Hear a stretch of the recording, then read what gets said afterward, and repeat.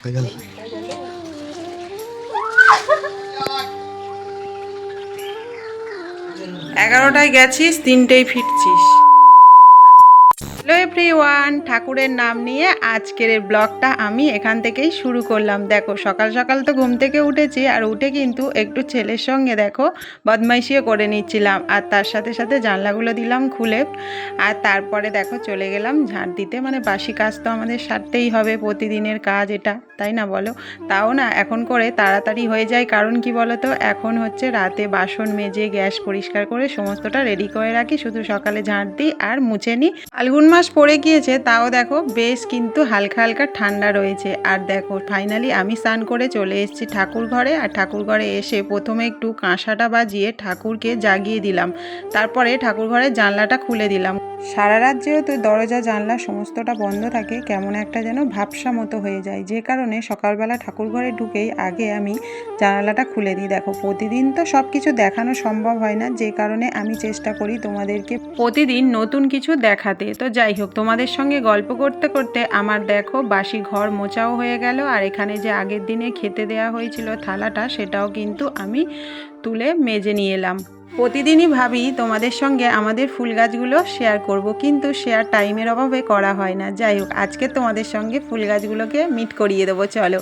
তো দেখো আমি চলে এসেছি নিচে, আর এসে কিন্তু আমি এখানে টগর ফুল, গাঁদা ফুল সমস্তটা তুলে নিলাম। আর এই গাছটাতে না প্রচুর জবা ফুল হয়, দেখো কত জবা ফুল আমি তুলেছি। এই গাছটাতে মোটামুটি এত জবা ফুল হয়, আমাদের সব পাড়ার সবাই অনেক করে ফুল তুলতে পারে। যাই হোক, তারপরে দেখো ফুল তুলে তো চলে এলাম, এসে তুলসী তলাটা ধুইব বলে। আর এদিকে দেখো একটা কুকুর এসছে, ও আমাদের ঘরের পিছন থেকে, মানে তুলসী তলার ওই দিক থেকে যাবে বলে, তো আমার ছেলে বলছিল মা একটু গায়ে জল দাও, আর যেই গায়ে জল দিয়েছে ও তো ছুটে পালিয়েছে। তো দেখো ফাইনালি আমি তুলসী তলাটা একটু ভালো করে পরিষ্কার করে নিলাম, নিয়ে তারপরে বাবা হরিকে আমি একটু জল দিয়ে দিলাম। আর এদিকে কিন্তু আমাদের মনসা গাছও ছিল, মনসা গাছকেও একটু পুজো করে নিলাম। তারপরে দেখো চলে এলাম ওপরে, আর ওপরে এসে যে বাসি ফুলগুলো ছিল সেগুলো আমি কিন্তু পরিষ্কার করে নিলাম, কারণ আমি না প্রতিদিন সব ফুল তুলে নিই, না হলে না বড্ড কেমন শুকনো মতো হয়ে যায়, তো কেমন একটা লাগে, আমার ভালো লাগে না। আর তারপরে দেখো আমার গোপু সোনাকে তুলে একটু আদর করে নিলাম, যাই। আর তারপরে কিন্তু পুজোটাও কমপ্লিট করে ফেলেছিলাম। যাই হোক, তারপরে তো চাটা খাওয়া হয়ে গিয়েছে। আর এদিকে দেখো ছেলের আজকের বায়না ছিল পরোটা আনতে হবে, তো ফাইনালি দেখো পরোটা তো আমাদের চলে এসেছে, কিন্তু এখানে টিফিন বক্সটা কিছুতেই আমি খুলতে পারছিলাম না, খুলতে গিয়ে আমার তো নখে লেগে গেল, তারপরে ছেলে ধরলো, আমি খুলে দিলাম। যাই হোক, চলো তাহলে এবারে আমরা টিফিনটা সেরে ফেলি। আর এদিকে একটা মেশিনের আওয়াজ হচ্ছে, তোমরা ওই আওয়াজটাকে একটু ইগনোর করে চলো, কারণ দেখো আমি তো মাইকে ভয়েস দিই না, তো যে কারণে আওয়াজগুলো একটু হয়, কি আর করা যাবে বলো। তো যাই হোক, আসলে পাশের বাড়িতে আমাদের টাইলসের কাজ হচ্ছে, যে কারণে আর কি আওয়াজটা আসছে। তো দেখো তোমাদের সঙ্গে গল্প করতে করতে টিফিন তো খাওয়া হয়ে গিয়েছে, আর এদিকে কিন্তু আমি সবজি কাটতেও বসে গিয়েছি। সত্যি কথা বলতে একটা ভিডিও করতে না অনেকটাই সময় লাগে, অনেকটাই কষ্ট করতে হয়। সেই দেখো ভেবে দেখো, আমি সকাল থেকে দুপুর পর্যন্ত যা যা করি সেগুলোকে একটু একটু করে সমস্তটা ক্লিপ নিতে হয়, তারপর সেটাকে এডিট করতে হয়। সত্যি কথা বলতে দুপুরে সবাই যখন ঘুমায় আমি বসে এডিট করি, জানো তো।